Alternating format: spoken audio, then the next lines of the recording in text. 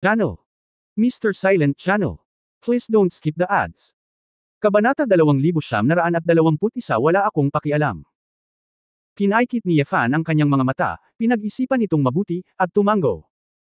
Sa katunayan, sa harap ng bagay na ito, dapat bigyang prioridad ni Ye Xuanguang ang mga interes ng angkan. Kung gayon, tatawagan ko kaagad ang Xuanlong Emperor.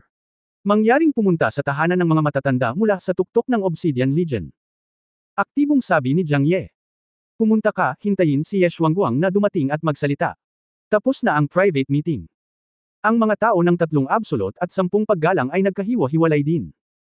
Karamihan sa mga lungsod sa Kyushu ay may teleportation formations, kaya maginhawang pumunta at pumunta.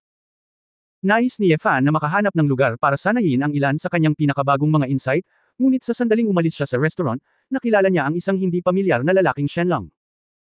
Lord Sword God, sa ilalim ni Feng Yujian, ay pamangkin ni Feng Xiaotian, may ilang bagay na gusto kong kausapin kay Lord Sword God, pwede ko bang pag-usapan ito? Ang tono ni Feng Yujian ay magalang, ngunit hindi mapagpakumbaba. Si Feng Yujian ang direktor ng penalty department sa Zhongzhou, kaya siya ay maituturing na bata at may pag-asa. Jiang. Nakita niya ito at nagpakilala. Nag-isip sandali si Yefan at tumango. Ang dalawa ay dumating sa isang liblib na bubong, at ang hangin at ulan na espada ay naglagay ng isang hadlang sa ingay.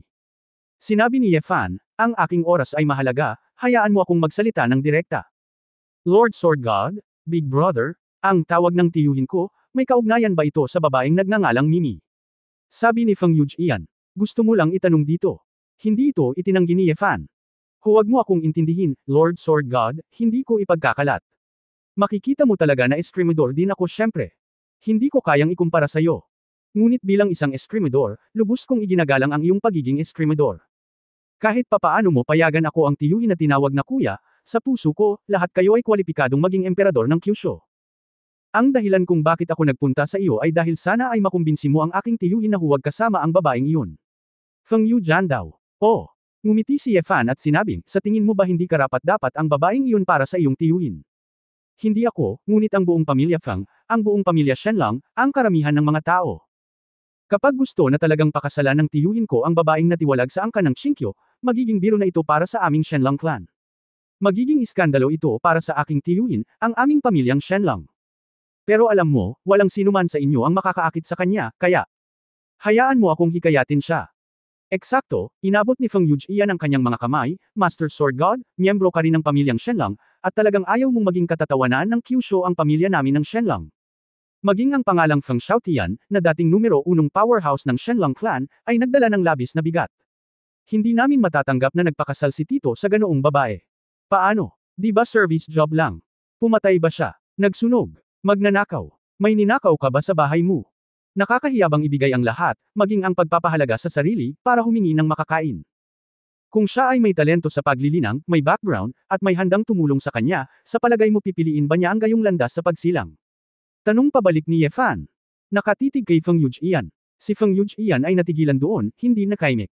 Makinig, ang pangalan mo ay Feng Yujian, tama ba? Bastos talaga ang tito mo. Bukod sa nagsasanay, hinahabol lang niya ang babaeng gusto niya. Sa ibang aspeto, wala siyang utak. Gayunpaman, may isang bagay na hinahangaan ko sa kanya. Tinitingnan niya ang mga taong may simpleng mga mata, mabubuting tao, masasamang tao, sarili niyang mga tao, mga kaaway. Hindi niya hahayaang mababa ang tingin kay Mimi dahil lang sa kalapitang mababa ang lipad nito, mas maganda ito kaysa sa malaki. Partially opinionated guy. Matigas na sinabi ni Yefan, gusto kong maging emperador, at ang gusto ko ay ang kapangyarihan. Paniniwala. Ang kapangyarihan ng paniniwala ay hindi mag-aambag ng higit pa dahil ikaw ang pinuno ng Shenlong clan. Siya ay isang hamak na mamamayan sa ilalim ng antas, kaya mas kaunti ang iyong kontribusyon. Sa makatuwid, sa aking paningin, lahat ng tao ay pantay-pantay. Hindi mahalaga kung sino sila o ano ang ginagawa nila, lahat sila ay aking mga tao. Maaaring ang kapangyarihan ng pananampalataya lang ang iniisip mo, at talagang gusto mong makitang katatawanan ang iyong tiyuhin. Tanong ni Feng Yujian. The Laughing Stock. Pagtatawanan mo ba siya? O pagtatawanan ko siya? Sino ang makakagawa nito sa lahat ng tao sa mundo? Kung sino ang pinakasalan niya ay si Feng Xiaotian. Hindi ko lang siya kokontrahin, pero kung ikakasal siya, babatiin ko siya at bibigyan ko siya ng malaking regalo. Gusto kong malaman ng buong mundo na sa imperyo ng tao na pinamumunuan ko ni Yefan, ang mga tao ay maaaring maging malakas o mahina, ngunit hindi marangal o mababa. Nagulat si Feng Yujian, tirek ang kanyang mga mata, hindi siya nakaimik at hindi makapagsalita. Sa pagtingin sa mga mata ni Ye Fan, ito ay lubhang komplikado. Si Ye Fan ay tamad na magsabi pa, at sa isang iglap, nakarating siya sa isang pampang ng ilog sa Zhongzhou. Walang tao sa paligid, ngunit sinadya ito ni Ye Fan. Sa halip, napansin niyang hinahanap siya ni Feng Xiaotian. Oo nga, hindi nagtagal, sumugod si Feng Xiaotian kasama ang isang kaakit-akit na babae na tila kakaiyak lang. Kuya, bakit ka pumunta dito? Niyakap ni Feng Xiaotian si Mimi, excited at masaya. Nang makita ni Mimi si Ye Fan, kinabahan siya at mabilis na kumawala sa mga braso ng lalaki. Untouchable Mimi, nakita ko na si Lord Sword God. Hindi niya pinangarap na siya, isang ipinatapong miyembro ng Qingqiu clan, ay magkakaroon ng pagkakataon na makilala ang dalawang lalaki sa tuktok ng angkan. Hindi mo na kailangan, tawagin mo lang akong Ye Fan. Paano ito? Ikaw ang Diyos ng espada. Takot na takot si Mimi. Oh, okay lang, Mimi, tinatawag mo akong kuya kasama ko. Masayang sabi ni Feng Xiaotian. Nang marinig ito ni Mimi, kailangan niyang mamula at sumigaw ng Brother Sword God. Pabirong sinabi ni Ye Fan, nakipagkasundo. Hindi mo ba sesabog ang ulo ko sa pagkakataong ito? Napakamot ng ulo si Feng Xiaotian, nahihiya at nakangiting sinabi, Kuya, sinisisi talaga kita, tanga ako. Ayon tinuruan mo akong malaman ang sinseridad ni Mimi. Kuya, isasama ko si Mimi para maghanda sa kasal, at gusto ko siyang pakasalan. Okay, pagkatapos ay maghahanda ako ng malaking regalo, sabi ni Ye Fan. Natatawa. Kuya, walang kailangan sa ating magkakapatid, halika at uminom ka sa oras na iyon. Ngunit ako ay medyo mahirap, at sa palagay ko kailangan kong humiram ng pera upang gumawa ng alak, kaya't huwag mo itong kagustuhan. Sa pamamagitan ng The Way, ayaw kitang dalhin sa Shenlong Temple. Kakalimutan ko, dadalhin ko muna si Mimi sa kuwebang tinitirhan ko. Hindi mo ba siya madadala sa mas magandang lugar? Isa kang malaking elder, anong masama kung dalhin mo siya sa ancestral house ng Feng family mo? Si Ye Fan ay walang imik na daan. Kuya, mukhang tama ka, hindi ako papayag na matulog si Mimi sa akin. Tinapik ni Feng Xiaotian ang kanyang noo, oo naman, kailangan ko pang humingi ng karagdagang payo kay kuya. Si Mimi sa gilid ay naaliw at naantig na makita ang look at Feng Xiaotian. Sa sandaling ito, kumbinsido siya na kung ang pulubi na ito na nagmamahal sa kanya, o Feng Xiaotian, ay talagang isang ordinaryong tao mula simula hanggang wakas. Kuya, ihahatid ko muna si Mimi sa tinitirhan ko, at dahan-dahan kayong mag-uusap ni Dindi. Binuhat ni Feng Xiaotian si Mimi at umalis sa isang iglap. Pagkaalis niya, bumalik ang emperador mula sa kawalan at lumabas. Nang walang babala, ang paglalakbay sa kalawakan ay natural na tila walang mga hadlang. Medyo nagulat si Ye Fan, ngunit hindi niya namalayan na nakasilip si Dizigi sa tabi niya. Mas malakas talaga si Feng Xiaotian kaysa sa sarili niya. Gayunpaman, maaari lamang magpanggap si Ye Fan na siya ay napakatahimik din. Mukhang nagalit din si Emperor Ziggy, itong bastard na ito, bumuti ang kanyang perception mula noong huli tayong nagkita. Hindi babalik ang dean sa Kyushu College? Tanong ni Ye Fan. Pinaplano kong bumalik muna, pero tungkol kay Feng Xiaotian, kailangan kitang makausap muli. I didn't expect na ngayon ko lang siya nakitang papunta sa iyo kaya sumunod na ako. Hindi ko naman sinasadyang itago, nagkataon lang na sobrang active. Ngumiti si Ye Fan, hindi mahalaga, wala akong planong itago ito sa iyo. Sure enough, tinawag kanyang panganay na kapatid dahil sa babaeng iyon. Bahagyang ngumiti si Dizigi, alam ko na kahit na malakas ka, hindi dapat, matatalo nito si Feng Xiaotian. Ano ang gustong pag-usapan ng presidente? Ayaw makipagtalo ni Ye Fan. Ang emperador ay bumalik at nagsabi, Sword God, sa katunayan, kahit na hindi ka kasing galing ni Feng Xiaotian sa ngayon, maaari mong malimpasan siya sa hinaharap. Sadyang inutil talaga ang lalaking ito na si Feng Xiaotian sa ibang aspeto maliban sa cultivation. Hindi ko sinasadyang sabihin na torpe siya. Tulala talaga siya, at least sa mata ng karamihan, madalas hindi niya masyadong iniisip ang mga ginagawa niya, at kulang sa common sense.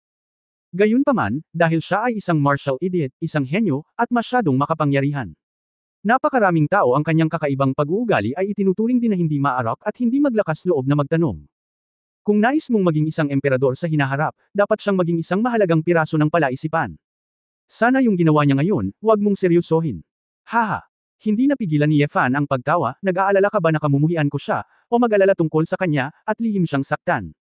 Si Emperor Ziggy ay tahimik, ngunit malamang na mayroon din itong kahulugan. Umiling si Ye Fan, President, masyado kang nag-aalala.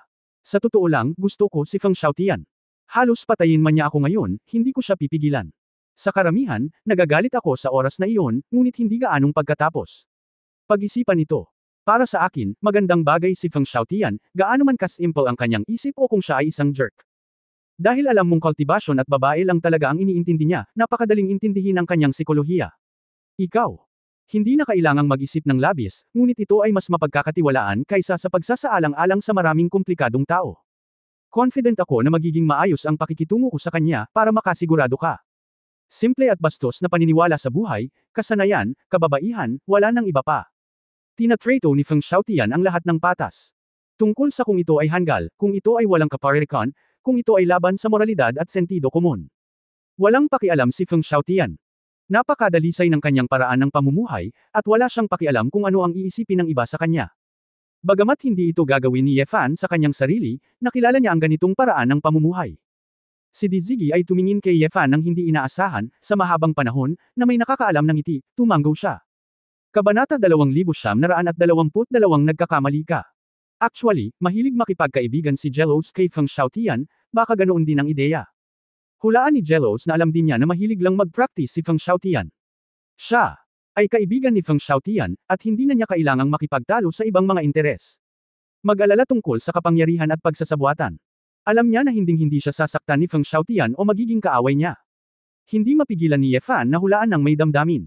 Nagkakamali ka, bumalik ang emperador. Oh, bakit? Talagang bobo si Feng Xiaotian pagdating sa emosyonal na usapin. Ngunit makakaligtas siya sa malupit na kompetisyon sa Shenlong clan. Kung siya, wala talagang pakialam, kasinungalingan. Henyo, ilang tao ang nagtangkang pumatay sa kanya, ngunit sa huli, ang iba ay unang namatay. Ngunit karamihan sa mga tao ngayon ay hindi alam kung ano ang hitsura niya noong siya ay bata pa. Mukhang napaka-calculate niya pero sa totoo lang hindi. Higit pa sa pagtingin sa isang simpleng tao, kapag siya ay naging komplikado, siya ay lalong mahirap bantayan. Bagamat dati siyang tulala sa martial arts, hindi siya kasing malaya at walang ingat gaya ngayon. Sa katunayan, hanggat hindi kasali ang relasyon ng lalaki at babae, maiintindihan niya ang lahat ng gusto niyang malaman. Ngunit siya ay isang bastard. Mas gugustuhin pa niyang maguluhan kaysa umintindi. Sa nakalipas na 10,000 taon, wala siyang nang ahas na akitin siya. Maliban sa paglilinang, siya ay isang babae, at wala siyang pakialam sa anumang bagay.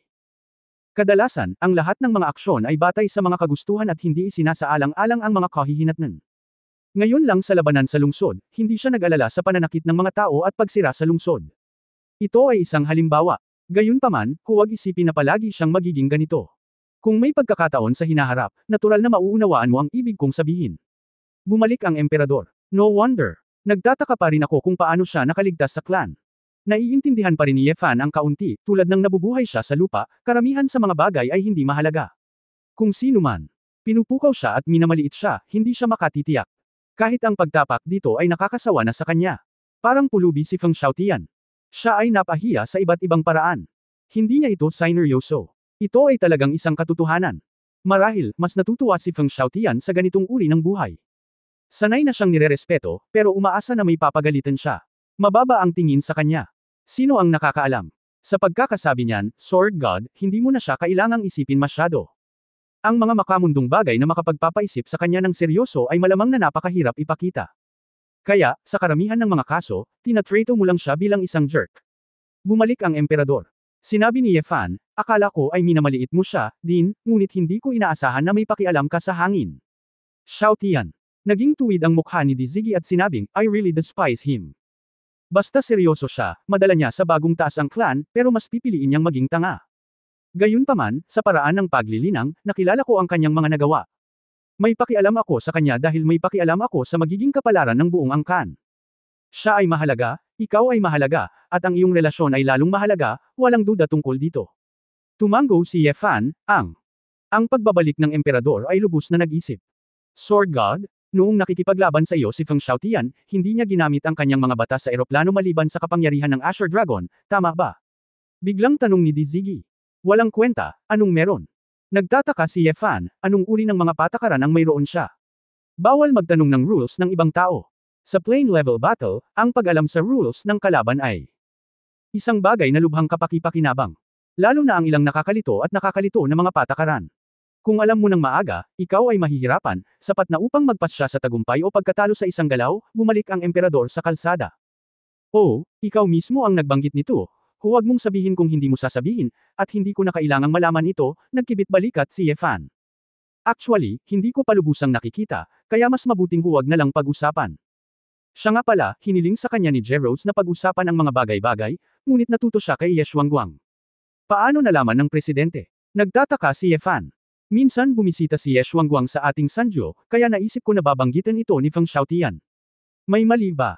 Isa lang ang sasabihin ko sa iyo, hindi ginamit ni Feng Xiaotian ang sarili niyang mga patakaran sa kompetisyon sa pagitan ni Feng Xiaotian at Jerose. Mula sa simula hanggang wakas, ginamit lang niya ang kapangyarihan ng Qinglong, misteryosong ngumiti si Emperor Ziggy. Ano? Natigilan si Ye Fan. Nilabanan niya si Jerose nang hindi gumagamit ng sarili niyang batas sa eroplano. Kung ginamit niya, hindi makakalaban ni Jerose, kaya pinili niyang magtago. Ang bagay, sinabi niya sa akin pagkabalik niya. Sa bagay, nag-discuss lang naman siya kaya hindi na kailangang mag-all out. Higit pa rito, pangunahin niyang ginamit ang mga kasanayan sa santukan upang gayahin ang labanan laban kay Taikang para kay Jerose, ang pagbabalik ng emperador. Kaya, sinabi niya kay Ye Shuangguang na hindi kasama ang kapangyarihan ng pananampalataya, mayroong 30–40% na pagkakataong manalo nang hindi gumagamit ng mga batas. Sinabi niya yun. Dapat kasi, may walang katapusang dagat, na normal lang. Gayunpaman, si Ye Shuangguang ay mas mahina pa rin kaysa sa iyo. Huwag mong tingnan ang kabaliwan ni Feng Xiaotian, wala siyang heir sa kahit na sino, tao lang siya sa buhay. Ngunit bilang isang magsasaka, siya ay napaka-proud at napaka-partikular. Kapag inaway mo siya, makikita mo na ganap na siyang magbabago sa isang tao. In his bones, mababa pa rin ang tingin niya sa mga taong mas mahina sa kanya. Sa makatuwid, siya ay malamang na walang kwentang Ye Shuangguang. Tumanggo si Emperor Ziggy. Tahimik na kinuyam ni Ye Fan ang isang kamay, talaga. Sa panahon ng labanan, ibang-iba si Feng Xiaotian. Ang kanyang mga mata, salita, ang ekspresyon. Mayabang, puno ng tiwala sa sarili, ay iba sa karaniwan. Lalong nagiging curious si Ye Fan, anong mga patakaran mayroon si Feng Xiaotian. Sword God, bigyan ka ng payo. Ano? Kung ang labanan sa pagitan mo at ng Spear King ay hindi maiiwasan, dapat mong palakihin ang iyong oras para magsanay. Kung mapipilitin mo si Feng Xiao Angel sa kanyang mga patakaran, kung gayon. Malaki ang pagkakataon mong talunin ang Gun King. Napabuntong hininga si Ye Fan, nalilito na siya. Mula Gerd hanggang Ye Shuangguang, pagdating sa Dai Zigui. Tila hindi pareho ang pagsusuri ng lahat kay Feng Xiaotian. Sa usaping pangunawa, tiyak na mas mapagkakatiwalaan si Dai Zigui. Pagkatapos ng lahat, sina Gerd at Ye Shuangguang ay hindi totoo. Naramdaman mismo ni Ye Fan na hindi maarok si Feng Xiaotian. Pwede ba yun? Si Feng Xiaotian ay talagang may higit na lakas kaysa sa pangalawang hari ng demonyo. Sa hinaharap, kapag nakita mo ang batas ni Feng Xiaotian, mauunawaan mo kung bakit labis akong napupuot dito. Ang kanyang tunay na takot ay tiyak na hindi ang Six Tribulations Asher Dragon. Ang kanyang batas ay isang bastard. Bumantong hininga si Emperor Ziggy, at pagkatapos ay nawala ang figure. Nanlumo ang mukha ni Ye Fan, ang moldito na si Emperor Guigui na ito ay nagkaroon ng interes sa kanya. Naabutan niya pero umalis mag-isa. Hindi na makapaghintay si Ye Fan, kaya nagmadali siyang hanapin si Feng Xiaotian at muling lumaban. Kalimutan mo na, mag-practice muna tayo sa pag-iisa, masakit talaga makipag-away ang lokong ito. Kapag napag-aralan na ni Lao Tzu ang mga bagong natanto, maaari siyang makapaglaro ng isang dos-ina. Saglit na bumulong si Ye Fan sa kanyang sarili, at bumalik sa tahanan ng mga matatanda. Ipinaliwanag niya kay Jiang, at nang dumating si Ye Shuangguang, ginamit niya ang voice transmission. Ipinaalam sa kanya ni Yu Fu. Kaagad, inilipat ni Ye Fan ang kanyang layunin sa espada at bumalik sa mundo ng Titan. Gusto niyang hanapin si Ling Yue, gamit ang time difference ng Infinite Array, para magsanay laban sa orasan. Kasabay nito, ang lupain ng Kyushu ay muling kumukulo para sa Diyos ng Espada. Kabanata 2923 ang kapangyarihan ng kalungkutan.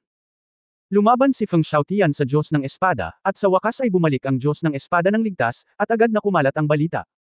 Maging ang balita na tinawag ni Feng Xiaotian ang Sword God na, Big Brother, muli at, bow and apologize, ay kumalat. Ilang tao lamang mula sa 3 absolute at 10 reverend ang nakakaalam nito. Sa mga taong ito, na magpapakalat ng balita, alam ito ng lahat, ngunit hindi nila ito ilantad. Pagkatapos ng lahat, si Feng Xiaotian ay walang pakialam sa kanyang sarili, sino ba ang hindi magnanais na ang emperador ay nagmamadali para sa eunuch? Sa katunayan, ito ay mabuti din para sa alyansa ng angkan. Ang 3 absolute at 10 paggalang ay naglalayo na isulong si Ye Fan upang maging isang pinuno, kaya posible ring tumapak sa hangin at tumawa sa langit.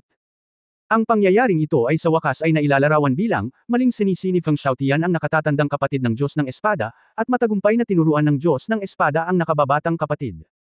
Pagkatapos, muling tumaas ang prestihiyo ni Ye Fan. Mundo ng Titan. Pagkatapos hilingin ni Ye Fan kay Ling Yue na mag-ayos ng isang malaking formation mag-isa, nagsimula siyang magsanay ng husto. Napukaw ng daan-daang milyong beses ni Feng Xiaotian sa loob ng 300 taon, nalaman ni Ye Fan na may langit sa kabila ng langit. Naisip ko na ako ay napakasipag at nagtrabaho ng husto. Pero hindi ko inaasahan na may mas malupit pa pala sa kanya.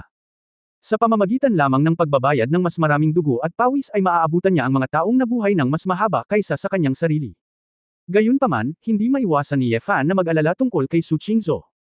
Paminsan-minsan, kapag siya ay talagang pagod mula sa pagsasanay, si Ye Fan ay lalabas at titingin sa itim at puting kasulatan ng walang salita sa silid, ha! Si Momo ay masunerang nakahiga sa tabi ng kasulatan. Bagamat nakahinga ito, naramdaman ni Ye Fan ang isang bakas ng pagkawala mula rito. Mismo rin siya. Yumuko si Ye Fan at hinaplos ang likod ni Momo. Kumikislap ang maliliit na mata ni Momo, mas mabuti ang katahimikan kaysa tunog.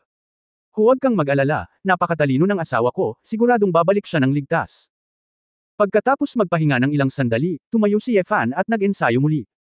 Gayunpaman, hindi napansin ni Ye Fan na hindi nagtagal pagkatapos niyang umalis, dalawang sinag ng itim at puting liwanag ang bumagsak kay Momo mula sa aklat ng langit. Nawala si Momo sa isang iglap. Nagyayelo at manyeb. Isang walang katapusang malamig na mundo. Isang babae, sa nagyayelong malamig na hangin, desperadong tumakbo palayo. Ang kutis ng babae ay maihahambing sa niebe, at ang kanyang mga mata ay parang asol na kristal. Ang mga kilay at mahabang buhok ay puro Snow White. Si Su Qingzhou iyon. Sa likod niya ay isang malaking espiritual na katawan na kalahating tao at kalahating ahas, na may hugis ng katawan na parang bundok. Ang espiritong katawan na ito ay natatakpan ng itim na baluti at may hawak na dalawang higanteng palakol. Nang bumaba ang isang palakol, yumanig ang bundok sa lugar. Napuno ng dugo ang babae, at nabahira ng dugo ang kanyang damit, na partikular na kapansin-pansin sa puting mundong ito. Huchi, Huchi. Lalong kirot ang naramdaman ni Su Qingzhou, hindi na makahabol ang kanyang paghinga. Hindi ko alam kung ilang hadlang ang nalampasan ko. Dala-dala, matigas, natalo niya ang napakaraming mga opisyal ng paglilitis. Pero itong isang ito, she has tried her best. Masyadong malaki ang agwat ng lakas, at walang kapintasan. Ang susi ay ang higanteng espiritong ito ay hindi nakikipag-usap sa kanya, at hinahabol lang siya. Ipaalam sa kanya ang kalaban ng kaunti, at walang pagkakataon na malaman ang mga bahid. Hindi kaya. Gusto mo talagang mamatay dito. Sa harap ng kanyang mga mata, ang mga mukha ng kanyang asawa, anak na babae, at mga miyembro ng pamilya ay tila kumikislap. Nakaramdam ng pagod si Su Qingzhou. Masyado akong nababalisa, marahil, hindi ito ang panahon para tanggapin ang pagsubok na ito sa aklat. Sa wakas, kailangan mo bang bayaran ang presyo para sa iyong pagmamataas? Asawa, pasensya na, hindi kita pinakinggan. Naalala pa rin ni Su Qingzhou na paulit-ulit na sinabi sa kanya ni Ye Fan na huwag maging masyadong sabik sa pagmaster ng mga banal na kasulatan. Gayunpaman, hindi niya maiwasan. Dahil gusto niyang tulungan ang mga lalaki at pagalingin ang kanyang anak, kailangan niya ng lakas. Kaya ko, pagod. Ang isip ni Su Qingzhou ay may bakas ng pagsuko. Gayunpaman, nang sumikat si Ye Fan sa kanyang mga mata, bigla niyang inalis ang kaisipang iyon. Ilang beses nang binaligtad ng lalaking iyon ang isang desperado na sitwasyon. Nabiguman siya, paano siya susuko ng maaga? Kung ito ay sumuko, gaano niya dapat tingnan ang kanyang sarili? Su Qingzhou, huminahon ka. Aayusin ko itong muli. Dahil pwede siyang pumasok, ibig sabihin may chance siyang manalo. Siguradong napalampas mo ang ilang mahahalagang impormasyon. Mabilis na inayos ni Su Qingzhou ang iba't ibang kaalaman sa Wordless Heavenly Book sa kanyang isipan. Kabisado niya ang lahat ng nilalaman ng Wordless Book. Ngunit parang wala talagang paraan para harapin itong higanteng Diyos ng digmaan. Hintayin mo yan. Maaaring ito ay. Biglang naisip ni Su Qingzhou na isa lang ang bagay. Ang walang salita na kasulatan ang hindi nagtala nito ng detalyado, ngunit totoo na natuto siya mula sa banal na kasulatan. Iyon ang kanyang sariling hula. Gayunpaman, ang kakayahang ito ay palaging malabo. Hindi alam ni Su Qingzhou kung ano ang eksaktong kakayahan na ito at kung ano ang prinsipyo nito. Oras, bawat segundo ay parang isang siglo. Naramdaman ni Su Qingzhou ang pag-freeze ng kanyang dugo. Nakaramdam siya ng lamig. Nalalapit na ang kamatayan. Biglang, sa madilim na mga mata ni Su Qingzhou, isang flash ng liwanag ang kumislap. Maaaring ito ay. Agad siyang tumalikod, humarap sa higanteng espiritu na muntik nang dumurog sa kanya. Ginamit niya ang kanyang huling lakas para i-condense ang isang ice blade. Biglang, tinusok ang puso ko. Gatlang M. Kinaladkad ni Su Qingzhou ang talam ng yelo at pilit na hinati ang kanyang mga panloob na organo at kalahati ng kanyang katawan. Ang sakit ay napasigaw siya ng malungkot. Katawan, hati sa dalawa. Sa pagtitiis sa hindi maisip na sakit, inihagis ni Su Qingzhou ang talam ng yelo.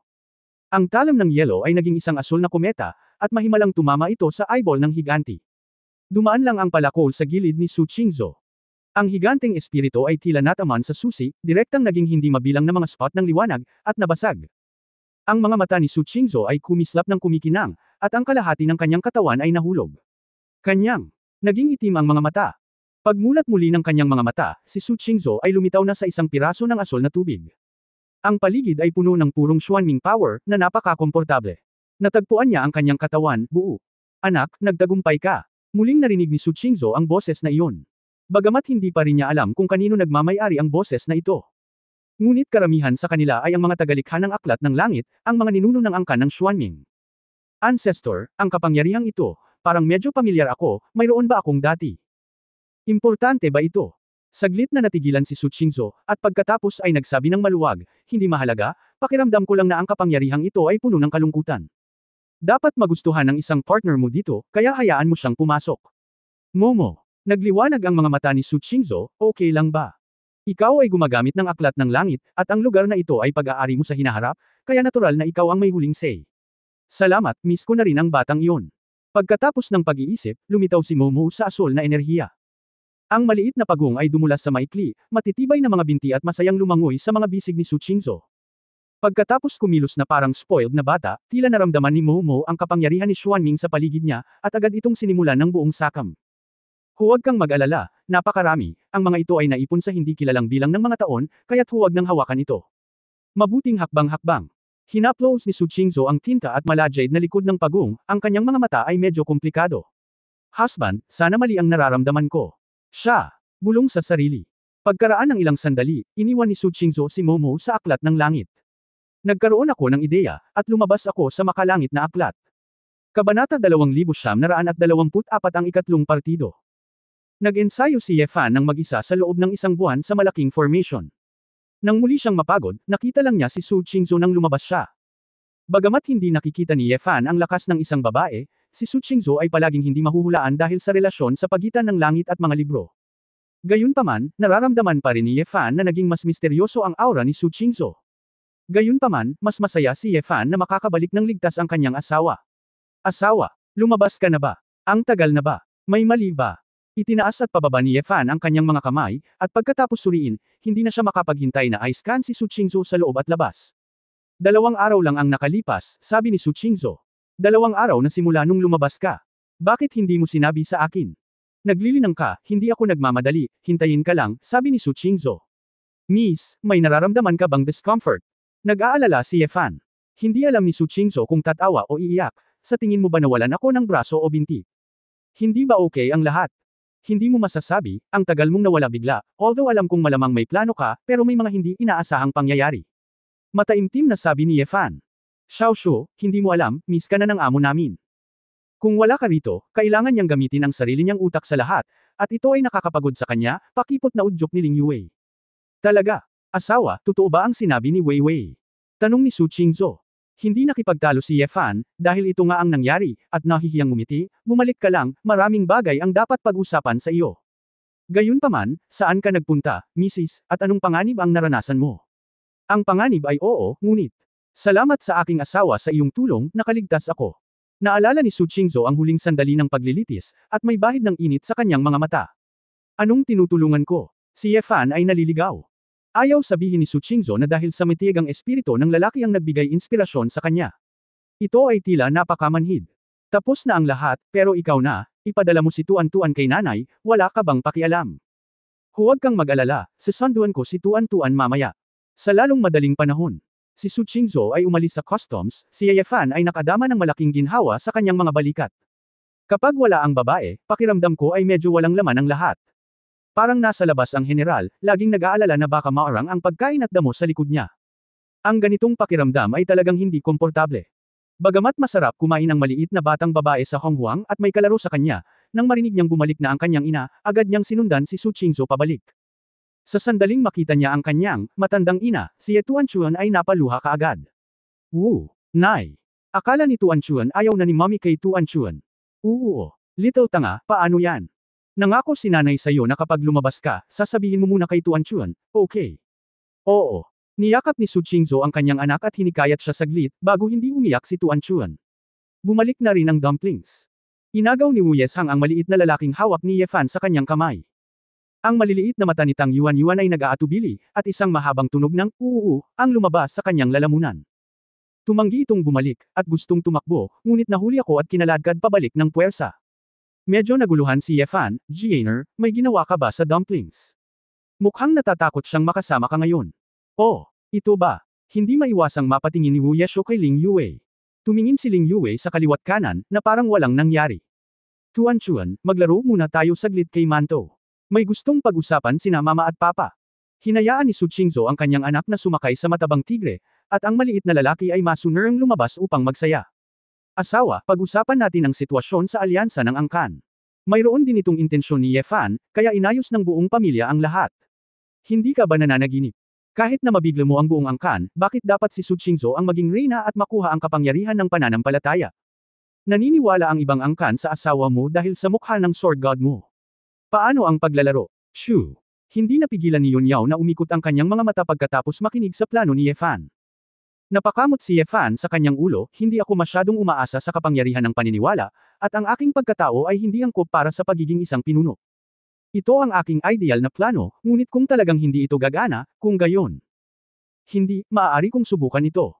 Upang maging isang pinuno, nakasalalay ito sa paraan, hindi lahat ng brute force. Maaaring hindi ito maintindihan ng ilang babaeng inhinyero. Napatingin si Su Qingzhou kay Chu Yunyao.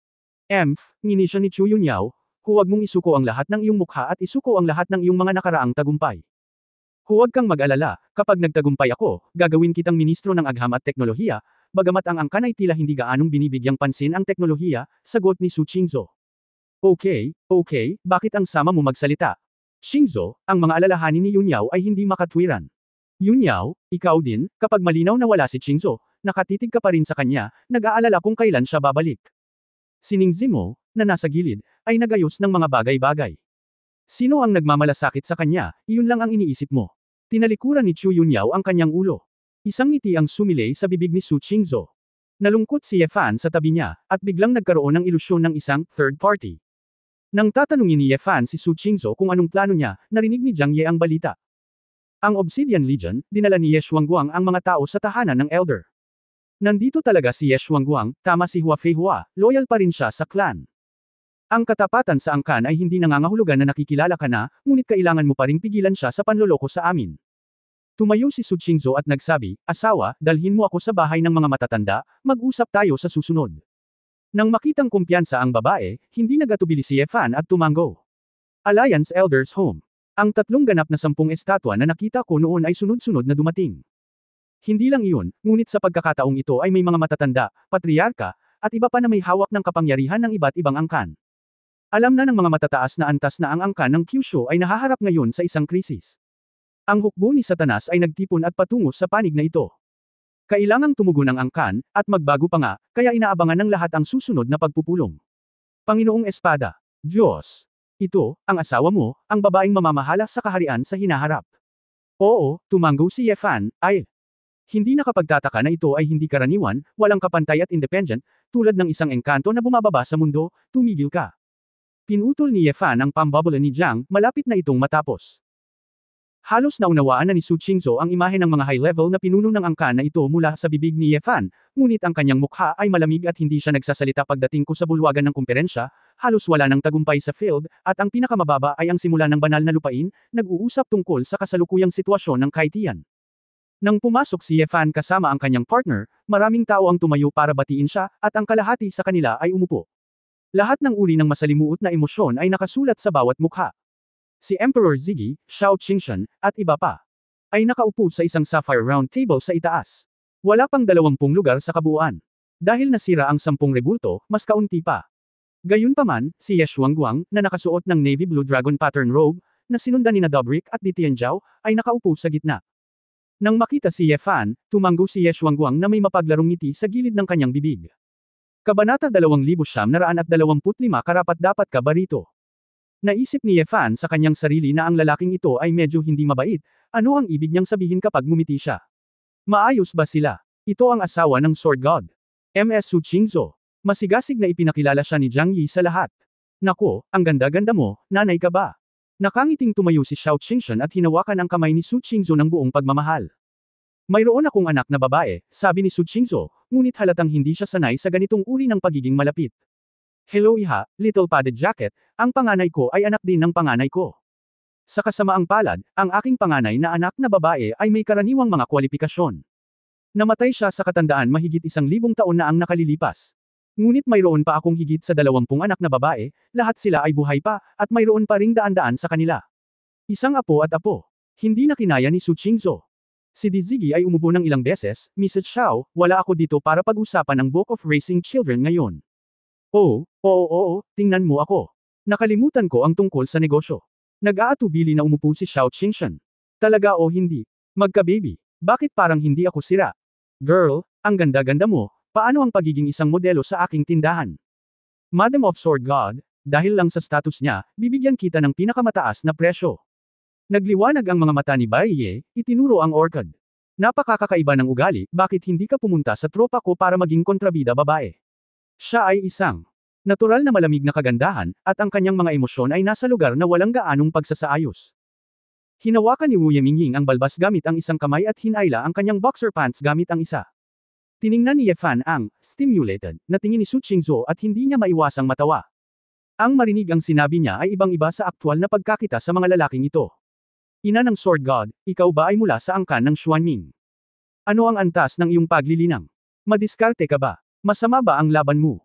Tanong ni Huang Wanro sa malakas na boses. Huang Wanro, huminahon ka, si Miss Su ay mula sa aming angkan ng Xuanming, ang matandang ito ay hindi papayag na maging mayabang ka sa kanya. Si Zhou Wangxian ay nagmamadaling bumalik ngayon. Yo.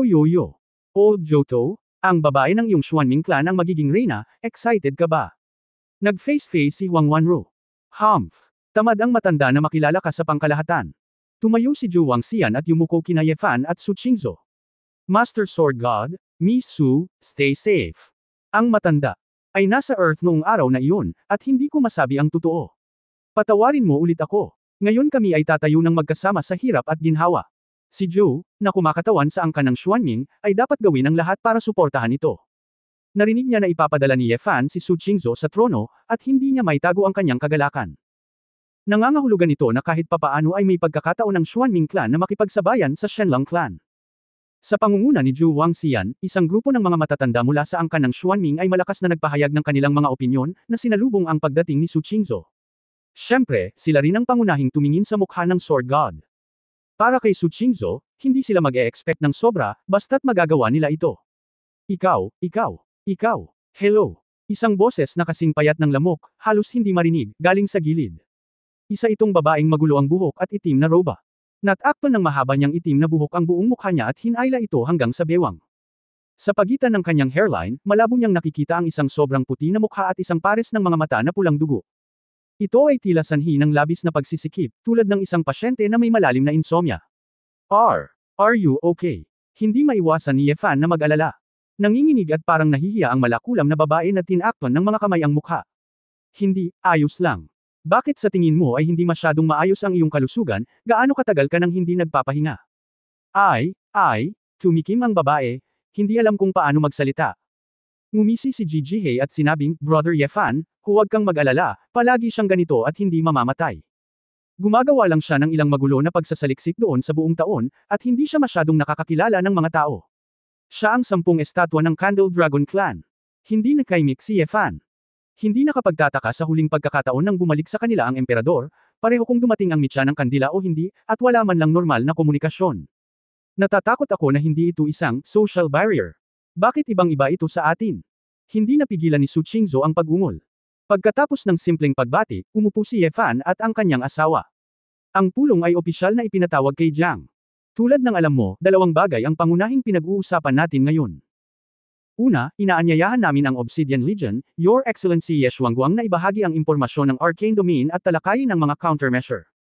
Pangalawa, iminungkahi ng Lord Sword God na ang kanyang asawa, si Ms. Su Qingzhou, ang mamumuno sa hinaharap na kapangyarihan sa Kyushu.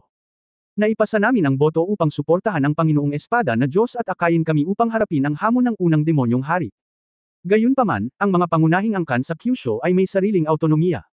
Kaya, kung may isang bagay na hindi ka nasisiyahan ngayon, huwag mag-atubiling sabihin ito. Sa lalong madaling Jiang. Tapos magsalita, nauwi na naman sa mainit na usapan ng eksena. Bagamat sinasabing may autonomiya, alam ng lahat ng malalaki, katamtaman at maliliit na angkan na naruroon na ang 3 ganap at 10 Diyos ay sumusuporta sa isa, at ito ay karaniwang walang silbi para sa kanila na tumutol.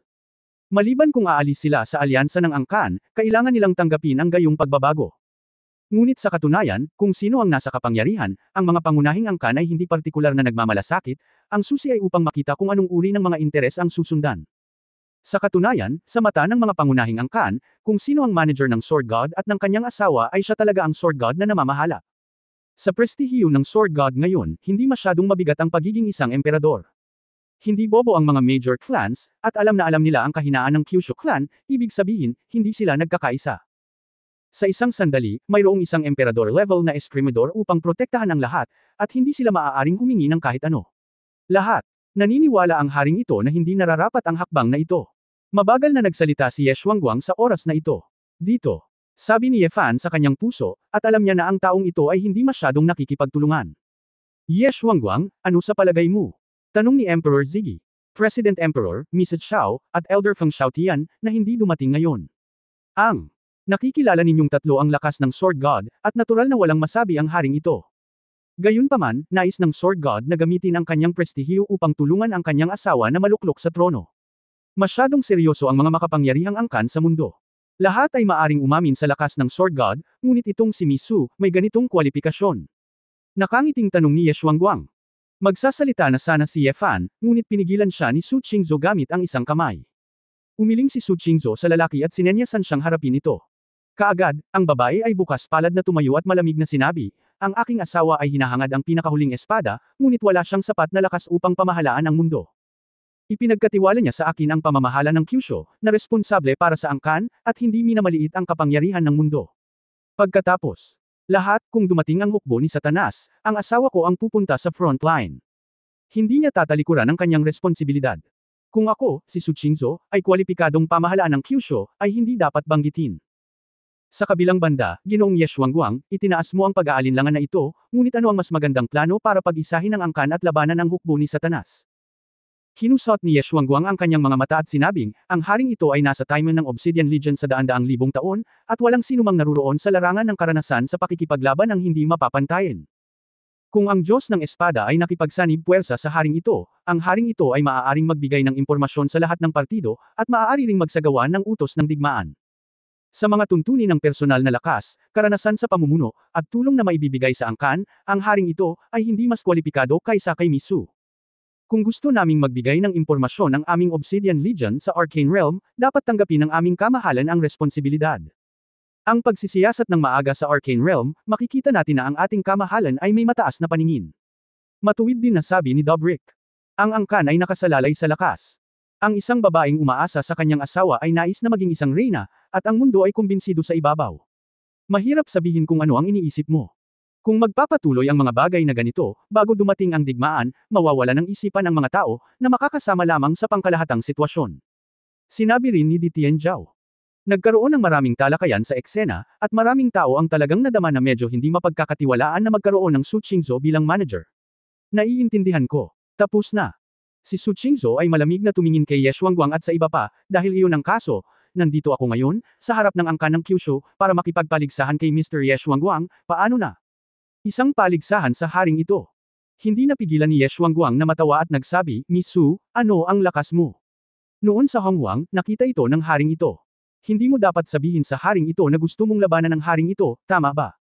World War I. Karapat-dapat ka ba? Tumikim si Su Qingzhou, at nagtanong pabalik. Wow! Gulat na sigaw ng audience. Tatlong nangungunang 10 estatwa ang lahat ay tumingin kay Su Qingzhou nang may pagtataka, ang babaeng ito ay may napakalakas na tono. Anong ibig mong sabihin? Si Ye Xuanguang ay medyo nagtatampo.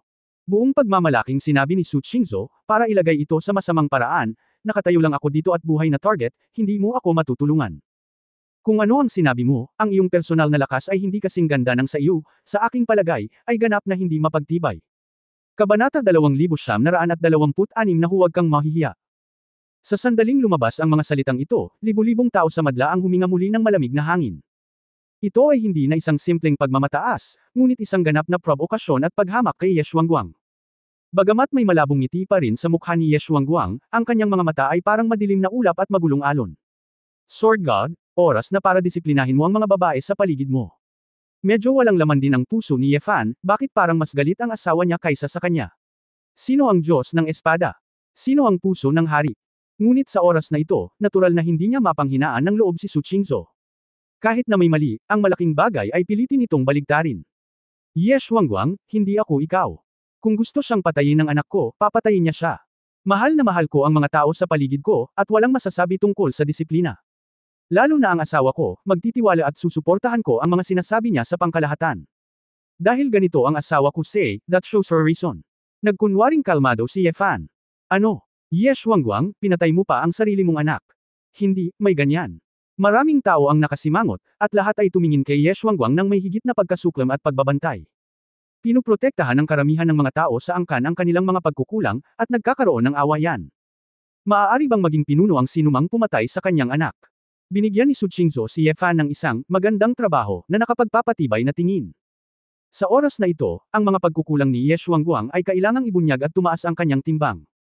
Ang mahina at malalakas ay kumakain, ang haring ito ay palaging nagtrato, at kung ang isang basura ay papatayin, siya ay papatayin. Hindi mo kailangang gamitin ito para maliitin ang haring ito, ang tunay na malakas na tao ay hindi kailangan ng pangunawa ng lahat. Ang malakas ay ginagamit para sa pagkamangha, hindi para sa palakpakan. Pinigilan ni Ye Shuangguang ang kanyang galit. Hoy, Ye Shuangguang, may sasabihin ako sa iyo. Gaano man kainutil ang anak mo rin siya. Tsaka hindi tinuturuan ng anak ang kasalanan ng ama, bakit hindi mo sabihin na hindi mo ito naituro ng mabuti? Kung papatayin mo ang iyong anak dahil hindi ka marunong mag-cultivation, sobrang miserable ang maging anak mo, di ba? Hindi napigilan ni Ji Jihei na umiling. Lahat. Sumang-ayon at sinabing oo, at lahat ay walang pag-asa sa ugali ni Ye Shuangguang. Sumimangot si Ye Shuangguang at malamig na ngumuso. Ang katotohanan ay hindi nangangailangan ng iyong pag-aproba. Ngayon ang Japan ay narito bilang isang miyembro ng angkan upang tulungan kang lutisin ang iyong mga problema. Dahil hindi mo gustong makita ang haring ito, pumunta ka at ikaw mismo ang magsiyasat sa arcane na kaharian. Ako, ang Obsidian Legion, ay hindi sasama sa iyo. Tumalikod na si Ye Shuangguang at aalis na sana. Bakit, kailangan mong tumakas pagkatapos ng pagkatalo? Muling ngumisi si Su Qingzhou, napakalakas ng tono mo, pero matapang ka ba? Tumahimik ka. Hugh o hindi alam kung ano ang mali. Hindi nakayanan ni Di Tianzhou sa oras na ito, at tumalikod at sinigawan si Su Qingzhou. Ngunit sa lalong madaling panahon. Nang matapos siyang magsalita, nakarinig siya ng putok.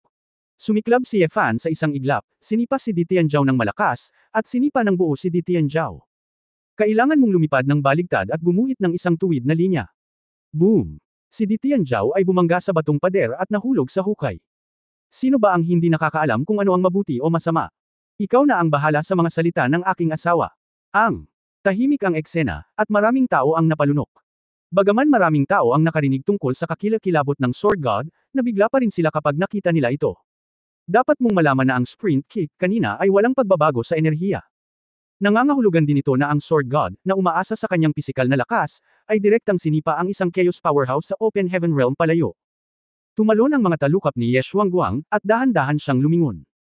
Sword God, dapat mong malaman na ang haring ito ay gustong umalis, ngunit hindi mo ito mapipigilan. So tumatakas ka. Huminga ng malalim si Ye Shuangguang, iniisip lang ng haring ito na hindi na kailangang pag-usapan pa ang bagay na ito. Asawa, kalimutan mo na ito, si Ye Shuangguang ay natatakot na gumawa ng kalokohan sa kanyang sarili sa publiko, at nakilala ng lahat, ang kanyang lakas ay hindi kasing ganda ng sa akin. Kung ito ay ikalat, hindi ba siya magiging napakawalan siya, bakit siya mahihiyang tawagin siyang Xuanlong Emperor? Lumapit si Su Qingzhou at sinabing may mapaglarong ekspresyon. Ganun ba? Si Ye Fan ay nagkunwaring naliwanagan, bueno, dahil ang iyong asawa ay napakamaawain. Galit na tumawa si Ye Shuangguang, kayong mag-asawa, napakawalang muwang gumamit ng ganoong paraan ng pagpukaw. Mapagalit man ito, alam mo ang pinakamahusay. Hindi sumuko si Su Qingzhou. Ang mga nakapaligid na matatanda ay nagsimulang mag-usap at mag-alinlangan, at silang lahat ay nagsimulang maguluhan kung si Ye Shuangguang ay talagang mas mababa kaysa kay Su Qingzhou. Hoy, Ye Shuangguang, ayaw mo bang mawala ng mukha para sa apat na pagnanakaw ng asol na dragon? Sa ilong, at kailangang turuan siya ng matandang babae ng leksyon. Humigop ng alak si Huang Wanro at pinunasan ang kanyang bibig. Saglit na kumislap ang mga mata ni Ye Shuangguang, at napagtanto niya na kung aalis talaga siya ngayon, baka hindi na siya makatayo sa Kyushu. Miss Su, hindi ako magpapakita ng awa sa iyo dahil lang sa asawa ka ng Sword God. Ako dapat ang magsabi nito, tama ba? Hindi napigilan ni Su Qingzhou na matawa, sabi ng asawa ko, katamtaman talaga ang lakas mo, kung hindi niya seseryosohin, matatalo ka. Ayon sa asawa ko, kung kikilos ako, tuturuan kita ng leksyon. Katulad ko ang sinabi ko kanina, tatayo ako sa iisang lugar at magiging target na buhay, at hahayaan kang gumawa ng 3 galaw. Kung masasaktan mo ako ng kalahating punto, talo ako. Kung kumilos ako ng kalahating hakbang, matatalo ako. Nasa gilid si Ye Fan. Nagkunwari siyang ngumiti ng mahinahon, ngunit malapit na siyang umiyak sa kanyang puso. Kailan sinabi ni Lao Su? Su Qingzhou, gusto mo bang maglaro? Walang dahilan. Sa wakas ay lumabas si Ye Xuanguang, namumula ang kanyang mga mata, at galit niyang sinabi, hindi mo magagawa kung ikaw ang hari. Natigilan ang lahat at hindi makapaniwalang tumingin kay Su Qingzhou. Ang tunay na 4 calamities Azure Dragon. At ang cultivation base ay hindi mababa, hindi ang uri ng kalahating pusong tao na basta na lang sumisira sa bloodline. Ang gayong malakas na tao, ang buong eroplano ng Tai Shi, ay karaniwang naglalakad ng patagilid, na mas mababa sa mga hari ng antas ng Diablo. Su Qingzhou, talagang kayang tumayo at labanan ang tatlong galaw. Kahit ang Sword God mismo, hindi talaga sila naniniwala. Kung tama ang hula ko, si Miss Su dapat ay isang congenital spiritual treasure na may ilang uri ng proteksyon, o isang sagradong bagay. Hindi tunay na kasanayan ang gumamit ng ilang mahahalagang kayamanan para harangin ang tatlong galaw ng ating kamahalan, minisyon ni Dobrik. Binigyan ako ng asawa ko ng maraming kayamanan, ngunit hindi ko gagamitin ang alinman sa mga ito, dahil hindi ito kailangan, pagmamalaki ni Su Qingzhou. Bumilis ang tibok ng puso ni Ye Fan, ano ang ibig mong sabihin? Hindi kaya kailangan ni Su Qingzhou ang walang salita na kasulatan. Lalo siyang kinabahan, ano kayang iniisip ng babae? Miss Su, kailangan bang maging napakahigpit? Okay lang na umiwas ng kaunti. Si Zhou Wangxian ay nababalisa, pagkatapos ng lahat, ito ang magiging pag-asa ng kanilang Xuanming clan sa hinaharap. Sa pagkakaalam niya, kahit na ang Xuanming clan ay magaling sa depensa at may pinakamaraming defensive na taktika sa 4 na major clans, hindi ito magiging malupit. The Four Tribulations Qinglong, vegetarian ba talaga siya? Maliban sa Sword God at Sanjo, natatakot ako na walang maglakas loob na sabihin na maaari silang manalo laban kay Ye Xuanguang. Ye Xuanguang, huwag kang magtagal, huwag mong ikahiya si Shenlong. Bigla, si Hua Feihua, na hindi pa nagsasalita, ay may malamig na sinabi. Tumingin ang babae kay Su Qingzhou na may kaunting kawalang kasiyahan. Ito ay hindi para sa anumang iba pang dahilan, ngunit hindi siya natutuwa na siya ay labis na humahamak kay Xuanming bilang Qinglong. Saglit na natigilan si Ye Xuanguang, tumingin sa nakakasilaw na mga mata, nawala ang apoy sa kanyang mga mata, at siya ay tumahimik. Sa katunayan, ang pagsampal sa asawa ng Sword God sa mukha sa publiko ay talagang isang magandang pagkakataon. Ngumisi siya, bueno, dahil sinabi iyon ni Elder Hua Feihua, narito ang haring ito para panatilihin kang gising para sa kapakanan ng pamilya Shenlong. Shenlong. Kabanata 2927 ang Diyos ng Taglamig. Dahil sa interbensyon ni Hua Feihua, nakahanap si Ye Xuanguang ng isang magandang hakbang, at ito ay itinuturing na isang marangal na pangalan. Umabot na sa puntong ito ang eksena, at natural na inaabangan ng lahat ang showdown ni Ye Xuanguang at Su Qingzhou. Inilipat ang venue sa labas ng plaza.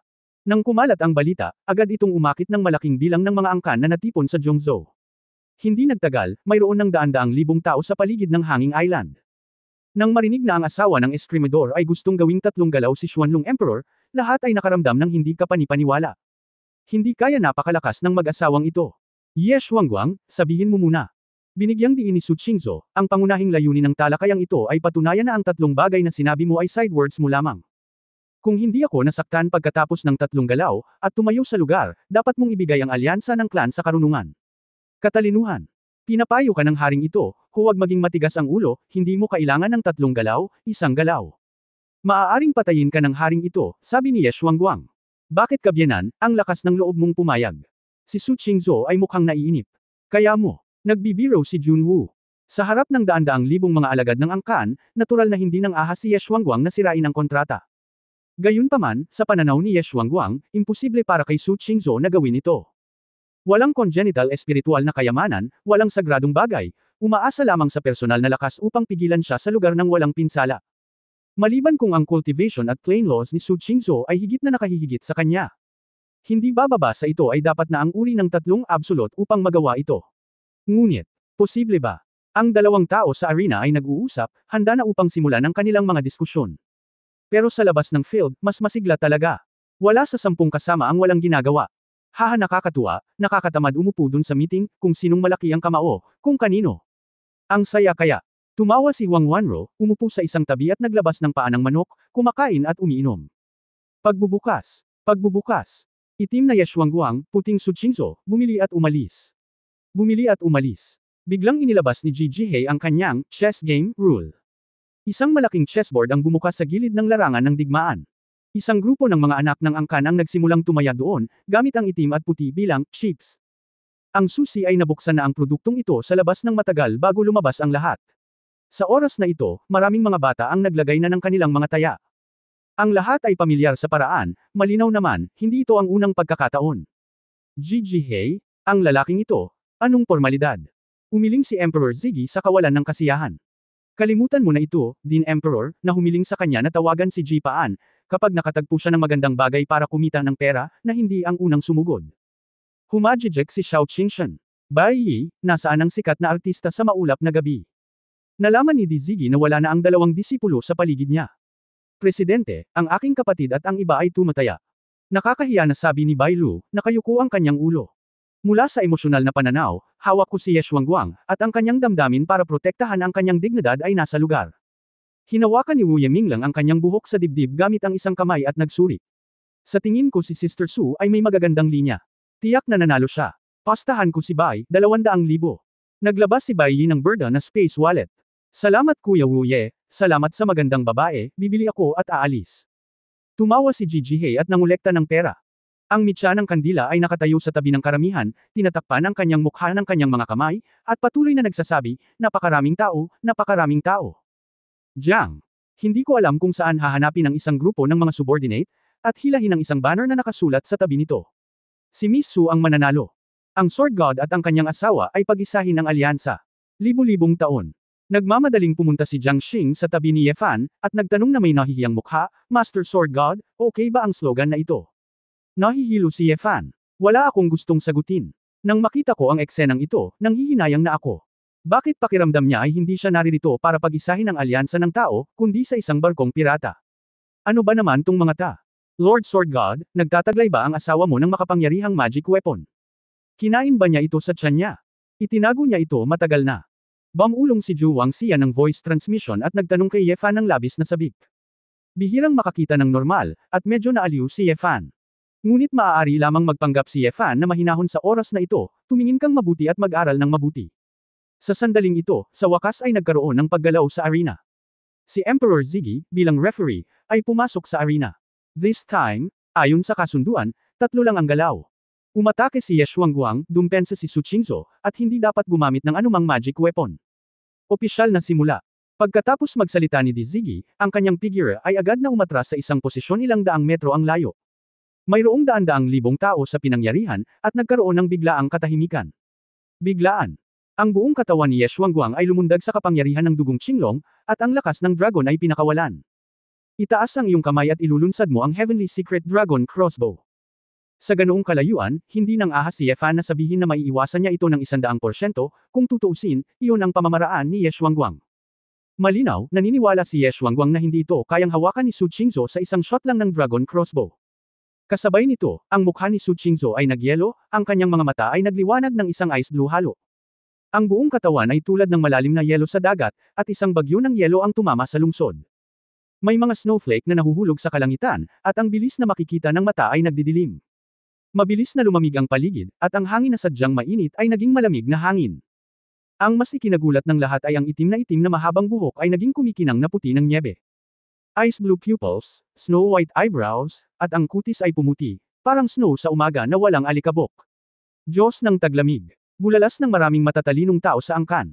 Ang ugali ni Su Qingzhou ay kasing linas ng isang engkanto, at siya ay wala sa alikabok at pino. Sa sandaling ito, ang mga kilay ay naging yelo at nyebe, mas parang isang snow-capped ice lotus. Walang katulad at malaya, hindi dapat lapastanganan. Wow, ang ganda! Maraming babaeng angkan ng labis na naiinggit. Kinamumuhian ko lang na hindi ako mula sa angkan ng Xuanming, at wala akong pagkakataon na maabot ang bloodline na ito. Nagniningning ang mga mata ni Zhu Wangxian, at medyo nagulat siya. Magaling talaga si Mrs. Sword God. Isinulong pa niya ang Xuanming bloodline sa kaharian ng God of Winter. Ito ba ang pangalawang anyo ng bloodline ng Xuanming? Walang masyadong alam si Ye Fan. Sa 4 na pangunahing angkan, ang White Tiger bloodline ang pinakamadaling isulong, na sinusundan ng Phoenix. Ang bloodline ng ating Xuanming. Ang pamilya ay pangalawa lamang sa pamilyang Shenlong. God, depende lang sa chance at understanding. Kung wala na, bagamat naiintindihan ng matandang ito ang mga batas ng mga eroplano, hindi pa niya nagawang sumulong sa Diyos ng taglamig, nahihiya ako, sabi ni Zhu Wangxian. Sa anyo ng Diyos ng taglamig, ang bloodline ng Xuanming ay talagang tataas sa lakas. Sa pilitang pasukin ng malamig na gabi ng taglamig, ibahin ang larangan ng digmaan sa isang kapaligirang angkop para sa linya ng dugo ng Xuanming, at gumamit ng mas mataas na antas ng mga kasanayan sa linya ng dugo. Ngunit gayunpaman, hindi ito direktang makakarating sa antas ng eroplano tulad ng Qinglong. Ang linya ng dugo ng Qinglong ay mas mataas kaysa sa linya ng dugo ng anumang iba pang lahi, at iyon ang dahilan. Kung ito ay upang harapin ang pangkalahatang Kaitian realm, iyon lang. Ang kalaban ay si Ye Xuanguang, at hindi sapat na umasa sa Diyos ng taglamig. Walang pakialam na sabi ni Emperor Ziggy. Napakatotoo ng sinabi ng Dean. Ngumiti ng mapait si Zhu Wangxian, nakaramdam ng kaunting saya. Medyo nagulat din si Ye Xuanguang. Oh, ang Diyos ng taglamig. Ito ay bihira. Sa kasamaang palad, sa harap ng Qinglong ng aking Shenlang clan, ang kanyang bloodline ay hindi dapat banggitin. Heavenly Dragon Crossbow. Bago siya matapos magsalita, ang lakas ng hangin ay naging isang makapangyarihang balista na hugis dragon, at sumambulat. Ang Cyan Dragon Crossbow ay naging isang tuwid na sinag, na pamunit sa malamig na gabi ng taglamig. Nakakasilaw. Tahimik na naghiwa-hiwalay si Fan ng 3 beses dahil nag-aalala siya sa kaligtasan ng kanyang asawa. Kasabay nito, ang kanyang mga mata ay naiilawan din ng itim at gintong apoy, at alam niya ang lahat ng mga batas at pagbabago sa larangan. Nang pinaputok ang Dragon Crossbow, ang puso ni Ye Fan ay tumibok sa kanyang lalamunan. Gayunpaman, nalaman niyang may pagbabago rin si Su sa katawan ni Qingzhou. Ito ba? Kabanata 2928 mapangahas na kalaban. Nakita ni Ye Fan na gumamit si Su Qingzhou ng espesyal na batas ng eroplano. Gayunpaman, ang pagiging komplikado ng batas na ito ay hindi maihahambing sa anumang nakita niya noon. Ang komplikadong anyo ay hindi tulad ng mga batas na may kaugnayan sa dugo, ngunit higit pa sa isang pakikipag-ugnayan sa buong eroplano. Bagaman, ang mga batas ng eroplano ay may kaugnayan sa eroplano. Gayunpaman, ang koneksyon ni Su Qingzhou ay parang mga capillary ng katawan ng tao, napakakomplikado kaya hindi ito makita ni Ye Fan ng malinaw. Halos mauunawaan ni Ye Fan na may ipinadala mula kay Su Qingzhou. Kasabay nito, ang ilang hindi maintindihan na kapangyarihan ng mga batas ay nakaapekto kay Su Qingzhou. At sa sandaling ito, ang Tianji Dragon Crossbow, sa ilalim ng atensyon ng lahat, ay malapit nang tumama kay Su Qingzhou. Ang lakas ng hangin ay parang siege hammer. Boom! Gatlang M. Gaya ng inaasahan ng lahat, tumayo si Su Qingzhou sa lugar at natama ng Heavenly Secret Dragon Crossbow. Ang nakakaramdam ng kakaiba sa lahat ay, mula sa simula hanggang sa wakas, si Su Qingzhou ay hindi gumamit ng anumang mga kasanayan sa pagtatanggol maliban sa pagpasok sa anyo ng Diyos ng taglamig. Gaya ng sinabi niya noon, siya ay isang buhay na target. Ikinuyong ni Ye Fan ang kanyang mga kamao ng mahigpit at halos hindi nagmamadaling lumabas. Ngunit ang sumunod na eksena ay nagulat kay Ye Fan at sa lahat ng nanunood. Sa ilalim ng malamig at madilim na kalangitan, lumipad ang mahabang buhok ni Su Qingzhou at tumayo siya. Ang Heavenly Secret Dragon Crossbow. Hindi man lang ito nagdulot ng anumang pinsala sa kanya. Maraming tao ang ipinikit ang kanilang mga mata, iniisip na sila ay mali. Iyon ang Heavenly Secret Dragon Crossbow na inilabas ng 4 Tribulations Asher Dragon, ang tunay na pamimilit, paanong wala itong epekto. Okay lang na ipagtanggol, at lahat ay kayang tanggapin. Ngunit, para itong bato na itinapon sa tubig, at hindi man lang tumalsik. Lampas sa common sense. Paano naging ganito? Mali ba ang nabasa ko? Ilusyon lang ba iyon? Ano ang ginawa ni Mrs. Sword God? Napatulala ang daan-daang libong manunood na agad na kung ulo, tinatalakay kung totoo ito o hindi. Ang mga powerhouse tulad ng Free Absolute at Ten Venerables ay nagpakita rin ng lahat ng uri ng mga sorpresa. Kahit si Ye Fan ay hindi maintindihan ang mga patakaran, natural na nakaramdam sila ng mas malabo. Presidente, ito ay isang tuntunin ng eroplano, di ba? Nag-alinlangan si Xiao Qingshan. Bagaman ito ay napakabanayad, ito ay dapat nakapangyarihan ng isang kakaibang batas, nakasimangot si Emperor Ziggy. Old Joe, anong lihim na paraan ito ng iyong Xuanming clan? May ganitong kakayahan ba ang Diyos ng taglamig? Tanong ni Jiang. Hinawakan ni Zhu Wangxian ang kanyang baba, at sinabing, nang malabo, walang kabuluhan. Hindi pa nga siya nakakapunta sa God of Winter, kaya talagang hindi siya naglalakas loob na magsalita ng walang kapartikan, wala siya sa impresyon niya, pero paano kung hindi siya sapat? Nagkunwaring kalmado si Ye Fan, ngunit nagdulot ng bagyo ang kanyang puso. Pakiramdam niya ay may mali, ngunit hindi niya masabi, palagi niyang nararamdaman. May mali. Bilang kasali sa party, ang mukha ni Ye Xuanguang ay sobrang pangit sa oras na ito. Sigurado siyang maayos ang Heavenly Secret Dragon Crossbow niya, pero bakit napunta sa dagat ang putik na baka kaya hindi ito umubra? Isang galaw. Kalmadong nagsalita si Su Qingzhou, ang kanyang nagyayelong asul na mga mata ay puno ng paghamak. Papayo ko sa iyo na pahalagahan ang pagkakataon at gawin ang iyong makakaya sa susunod na 2 hakbang. Kasi, ayokong makinig sa soft stream that time. Natalo ako kasi sinadya kong naglabas ng tubig. Ang mga sulok ng mga mata ni Ye Xuanguang ay kumaibot, bagamat siya ay galit na galit, siya rin ay medyo nagkasala. Ang kakayahan ni Su Qingzhou ay puno ng hindi alam. Hindi kaya ng bobola, daig pa niya ang sarili niya. Imposible. Kahit na master mo ang isang tiyak na batas ng eroplano, ang iyong paglilinang ay hindi lalabas ng napakabilis. Hindi lang ako gumamit ng sapat na little tricks, kaya hindi ako malinlang sa kanya. Si Ye Xuanguang ay determinado, hindi niya ito ginawa ng paulit-ulit. Baliw na Dragon Blood Shi. Lumakas ang pressure ni Ye Xuanguang, at lumitaw ang ilang pattern ng Dragon Scale sa kanyang mga braso at pisngi. Itong Ye Xuanguang ay talagang walang awa. Sigaw ni Huang Wanru. Nakita ko ang buong katawan niya na umaalon sa kapangyarihan ng Divine Thunder. Ang gininto ang kidlat ay naging isang magaan na talim na 12-12 metro ang haba sa kanyang kamay. Thunderblade, Zon Kung. Ang paglipat na ito ay tumatagal ng oras upang makaipon ng lakas bago ito magamit. Ang 4 Tribulations Asher Dragon Divine Thunder Skill, Single Lethality, ay nasa nangungunang 3 sa mga trick na magagamit niya. Maraming tao na nakakaalam tungkol sa kapangyarihan ng Qinglong ay pinagpapawisan kay Su Qingzhou. Ang trick na ito ay talagang hindi masyadong praktikal.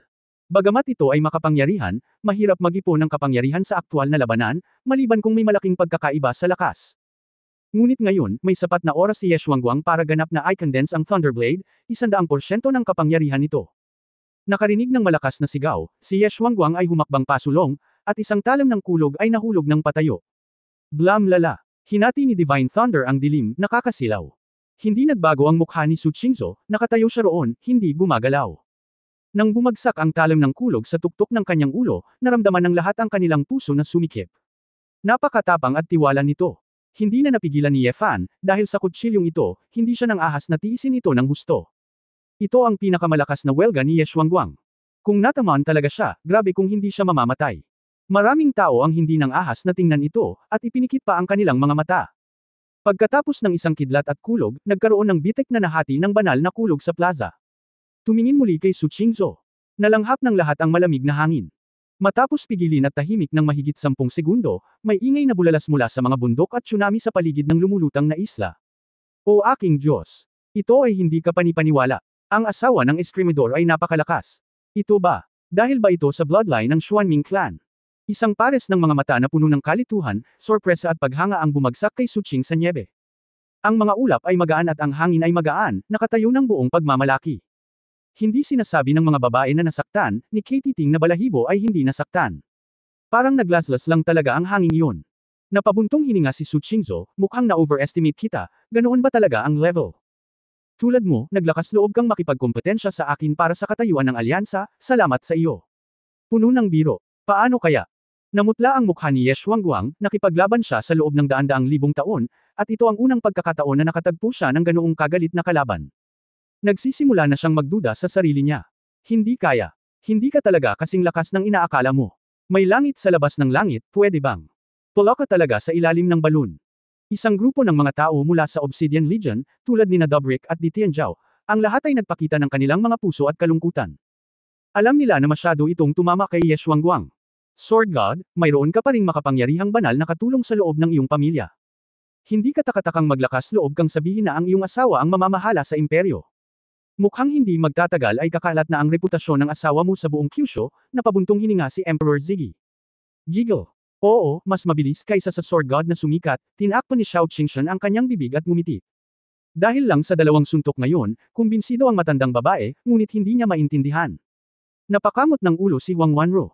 Okay, matandang Johto, ngayon, ang iyong Xuanming clan ay nagkaroon ng malaking mukha. Inabuso ba ng Diyos ng taglamig si Qinglong? Itim na sinundot ni Gigi ang baywang ni Zhou Wangxian. Pulang-pula ang mukha ni Zhou Wangxian, ngunit nagpanggap pa rin siyang mahinahon. Bahala ka, personal na lakas lang ito ni Miss Su. Kumunat ang noo ni Hua Feihua at hindi nasisiyahang tumingin kay Gigi He. Ye Xuanguang, may isa pang galaw, huwag kang tumayo. Hinimok ni Hua Feihua. Kabanata 2929 na malamig na pawis. Hoy, Wawa, huwag kang magpaalam, si Zon Kung ay hindi man lang makakuha ng epekto, dapat ko bang gamitin muli ang Long Xiao Jiushen? Hindi napigilan ni Gigi He na kumbansihin. Long Xiao Jiushen. Napagtanto din ng iba na hindi tama ang sitwasyon. Sa kasong ito, kailangang ilikas muna si Long Xiao Jiushen. Ang punto ay, para saan? Hindi pa banggitin na ang dalawang hagod ngayon ay nagpakita kung gaano hindi maarok si Su Qingzhou. Kung kahit si Long Xiao Jiushen ay walang epekto. Kung gayon si Ye Xuanguang ay lubos na mapapahiya. Ito ay hindi kasing ganda ng sapat, ito rin ay itinuturing na isang bit ng kilos. Si Ye Xuanguang ay mukhang madilim at walang katiyakan sa oras na ito, at natatakot din siya. Kung sakaling hindi hinayaan ni Long Xiao na masugatan ng kalahati si Su Qingzhou sa loob ng 9 na araw.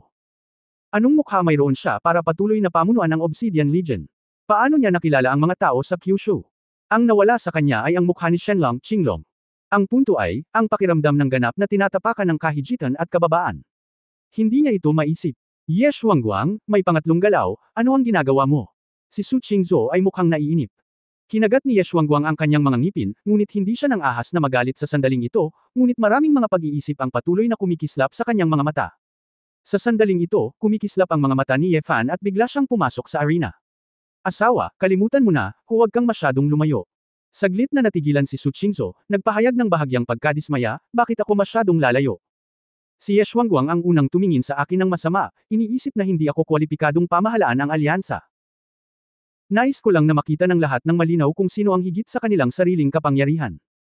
Ngayon ang kalaban natin ay ang hukbo ni Satanas, si Ye Shuangguang ay mapusok, ngunit ang kaunting hindi pagkakaunawaan ay naiintindihan. Nakakasawa na ang lahat ay hindi makababa sa pwesto. Kung gagamitin niya ang Long Shao Jiushan, pagpapawisan ko ito para sa iyo. Sabi ni Ye Fan. Bakit, asawa, wala ka bang tiwala sa akin? Hindi nasisiyahang sabi ni Su Qingzhou. Hindi naman sa hindi ako naniniwala sa iyo, hindi na kailangan. Si Ye Fan ay walang magawa. Hindi pwede. Dapat bilangin ang mga salita, at hindi pinaniniwalaan ang mga salita, paano pamahalaan ang alyansa. Dahil tatlong galaw ang sinabi, tatlong galaw ang dapat kainin. Hinimok ni Su Qingzhou si Ye Shuangguang, halika, hayaan mong makita ko ang iyong Dragon Roar 9 Heavens. Hey, si Ye Fan ay mukhang malungkot at tila walang ideya. Nakinig si Dizigi sa oras na ito, humakbang pasulong at nagsabi, dalawa, sa katunayan, ang sinabi ng Sword God ay makatwiran. Ang pangunahing layunin ng aming talakayan ay upang patunayan na si Sumis ay may kakayahang kumbonsihin ng publiko, hindi upang maging sanhi ng hindi pagkakasundo sa pagitan ng dalawang panig. Mas mabuti na ang magkabilang panig ay umatras, para patuloy tayong magtulungan at makapagbigay ng mas maraming kontribusyon sa ating Kyushu clan. Saglit na kumikislap ang mga mata ni Ye Shuangguang, at medyo nagdududa siya kung sinasadya ba ni Ye Fan at ng kanyang asawa. Hindi kaya, nag-aalala sila na ginamit talaga nila si Long Shao Jiushan. Pero, kung hindi dahil sa pag-arte, naramdaman ba talaga nila na hindi na kailangang magmaneho sa dead end, kaya bibigyan ba nila ng step down? Naisip ito ni Ye Shuangguang, kahit na siya ay talagang nanalo sa labanang ito, si Su Qingzhou ay nasugatan sa huli, ngunit ito ay talagang talo. Ang mga tao ay tumahimik at pinilit ang tatlong galaw na napakahiya na. Bakit kailangan kong magkamali ng paulit-ulit? Bagamat hindi nakipagkasundo, si Ye Shuangguang ay nararamdaman ko pa rin na hindi ako mag-aalala na wala akong anumang kahoy na panggatong upang mapanatili ang Qingshan. Well, dahil sinabi na ng Sword God at ng Din, kung gayon ang kompetisyong ito ay titigil dito. Okay, mukhang nag-aatubili si Su Qingzhou. Kung gayon, ayon sa kasunduan, Ye Shuangguang, kailangan mong ibigay ang lahat ng impormasyon. Ang haring ito ay handang gumawa ng isang bagay para sa angkan, at hinding-hindi na ito babalikan, sabi ni Ye Shuangguang. Bagamat maraming tao ang hindi masyadong natutuwa na panuurin ito, ang proseso ay nakapagparamdam na sa daan-daang libong manunood ng labis na kapanapanabik. Biglang kumalat ang pangalan ni Su Qingzhou sa Kyushu. Ang walang nakakaalam ay nang bumalik si Su Qingzhou sa tabi ni Ye Fan, pawis na pawis ang mga palad ng mag-asawa. Delikado, at nang tahimik lang silang dalawa sa voice transmission bago nila nakilala ang isa't isa. Ginanap muli ang pulong, ngunit si Ye Shuangguang ay masyadong tamad na magpatuloy sa pagdalo, at tila naramdaman na ang kanyang mukha ay mapurol. Hiniling niya kay Dobrik na manatili at sinabi ang lahat ng impormasyon ng Arcane Domain. Matapos pakinggan ang partikular na sitwasyon ng Arcane Divine Realm, isang grupo ng mga senior na pinuno ng clan ang nagmukhang sobrang pangit. Ang ibig mong sabihin, ang Seven Dharma Gods ay nagpaplanong makipagsanib puwersa sa hukbo ni Satanas. Kumunot ang noo ni Emperor Ziggy. Oo, Din, sa pagkakaalam ko, ang pitong mga Diyos ng Dharma ng Alpha Gods Domain ay mas hilig na makipagtulungan sa unang kaharian. Makiisa sa Demon King's Army, sakupin ang Kyushu, at gawing tagapagsalita ang Alpha Gods Domain para sa sangkatauhan. Pagkatapos ng lahat, sa Alpha Gods Domain from the perspective of God's Domain, ang pagiging pinamumunuan ng isang clan ay mas mabuti kaysa sa pagiging vassal ng First Kingdom, sabi ni Dobrik. Nagkaroon ng commotion sa venue. Isang grupo ng mga taong taksil. Mas gugustuhin kong maging alipin para sa Demon King kaysa makipaglaban sa atin. Alam kong hindi sila mapalagay at mabait. Hindi nakakagulat na hindi sila tumugon. Naniniwala ang mga mage na iyon sa master ng arcane magic. Iba ito sa clan natin, pero normal lang talaga. Nagtanong si Ye Fan, Dobrik, mayroon ka bang ebidensya para sa sinabi mo? Dobrik chuckled, Lord Sword God, bagamat sinasamba ko ang pagpasok sa pintuan ng Bright Law God, ngunit hindi na ito nagtagal. Napakahirap para sa akin na makakuha ng confidential na impormasyon at ebidensya mula sa Alpha God Realm. Kung hindi ka naniniwala, maaari kang pumunta at alamin para sa iyong sarili. Kahit na ako ay isang salamangkero, ako ay isang miyembro ng Obsidian Legion, at ang kanyang kamahalan ay gustong tumulong sa angkan, kaya natural akong sumunod ng buong puso. Sinusunod ko lang ang mga tagubilin ng Xuanlong Emperor, at sasabihin ko sa iyo ang alam ko. Ang aking katapatan sa kanyang kamahalan ay matututuhan mula sa langit at lupa. Ang sinabi niya, dapat totoo, sabi ni Jiang sa pagkakataong ito. Oh, ano ang alam mo, Mr. Jiang? Tanong ni Zhou Wangxian. Jiang. Namula, at sinabing, sa totoo lang, si Jiang ay gumagawa ng maliit na negosyo sa mga nakaraang taon, at may ilang mga contact sa Alpha Divine Realm. May kilala akong wizard businessman na gumagawa ng mga magic glazed na produkto, na nagkataong isang disipulo ng Elemental Law God. Sinabi niya na ang kanyang negosyo ay titigil kamakailan at hindi na niya ito magagawa, kaya tinanong ko siya kung ano ang nangyayari. Pagkatapos ng paulit-ulit kong pagtatanong, nagbunyag siya ng kaunting impormasyon, malamang. Na plano ng Arcane Realm na makipagsanib puwersa sa Demon King. Hindi ako naglakas loob na sabihin ito noon dahil akala ko ay walang kwentang bagay. Ngayong narinig ko na, parang totoo na. Magaling ka Jiang. Usap-usapan na sinamantala mo ang iyong posisyon para makisali sa smuggling sa hangganan ng Kyushu. Totoo pala. Tumawa si Zhou Wangxian at pinagalitan. Oh, lahat, mag-ingat pa. Mayroon akong matatanda at kabataan. Jiang. Nagsimula na namang umiyak. Anyway, this time Jiang. Nag-ambag din, at ang merito at demerits ay pantay. Huwag mo nang ulitin sa hinaharap, bumalik ang emperador. Salamat din. Salamat din. Jiang. Mukhang excited. Dobrik said with a half smile, may isa pang balita, baka narinig mo na. Ang Alpha Divine Realm, ang Temple of Doom na nabakant sa loob ng 3 panahon, ay sasalubungin ng isang bagong may-ari. Ang bagong Doomsday Law God, na may misteryosong pinagmulan ngunit malakas na lakas, ay mabilis na nakilala ng ibang mga Diyos ng batas sa Arcane Domain. Ibig sabihin, malamang. Sa pagkakataong ito ay ang 8 dakilang Dharma Gods, na nakikipagsanib puwersa sa hukbo ni Satanas. Mula sa estratehikong pananaw, walang Zhuangyu, Yan Yufang at Yao Zhongguo. Sa panig ng alyansa ng clan, maaaring wala talagang quantitative advantage. Kabanata 2930 ang kahulugan ng madiskarteng antas. Doomsday Law God. So totoo ang chismis. Mukhang hindi madaling makapasok sa 5 sinaunang templo. Nagkaroon ng mga talakayan sa lugar. Nagkatinginan sina Ye Fan at Su Qingzhou, bakit parang pamilyar sila? Dapat. Hindi nagkataon lang, di ba? Biglang natuklasan ni Ye Fan na ang 3 nakapalibot na 10 estatwa at iba pa ay nakatingin sa kanya ng may mga matang nakatutok. Bakit ka nakatingin sa akin? Pinatay ko sina Yan Yufang at Zhuang Biu. Ano bang problema niyan? Ang lakas ng ganyan, kaya kung lumaban ng grupo mag-isa. Isa pa at isa kulang, hindi na mahalaga. Si Ye Fan ay magalang din. Sa pagkakataong ito, syempre, kailangan niyang magpakita ng kumpiyansa. Ang mga salita ng Panginoong Espada ng Diyos ay makatwiran, at natural akong naniniwala sa iyong lakas, nagmamadaling pagmamalaki ni Jiang. Hoy, Jiang Sito, nambobola ka ba? Imulat mo ang iyong mga mata at magsalita ng walang kaparirikan. Wala kang kasalanan. Gigi He. Ay nagbibilang ng perang kinita niya, itinaas ang kanyang mga mata at nakangiting sinabi. Ji Pao Pao, ang pangalan ko ay Jiang. Hindi Jiang Sito. Jiang. Naitama sa kawalang kasiyahan. Ikanaway ni Ye Fan ang kanyang kamay at sinabi kay Jiang. Para tumigil sa pagsasalita at nagtanong, Gigi He, ano ang gusto mong sabihin? Ngumiti si Gigi He at sinabing, Brother Ye Fan, hindi ko kinu-question ang iyong lakas. Ngunit maaari kang para sa digmaan sa eroplano, ang konsepto ay hindi sapat. Sa palagay mo, ang plane war ba ay ang estratehikong antas ng magkabilang panig na nakatayo sa harap ng labanan ng mga labanan ng grupo, o one-on-one? Kung gayon bakit ang demonyong hari at ang Diyos na hari ay bumuo ng napakaraming tropa? May kinalaman ba ito sa mga sundalo?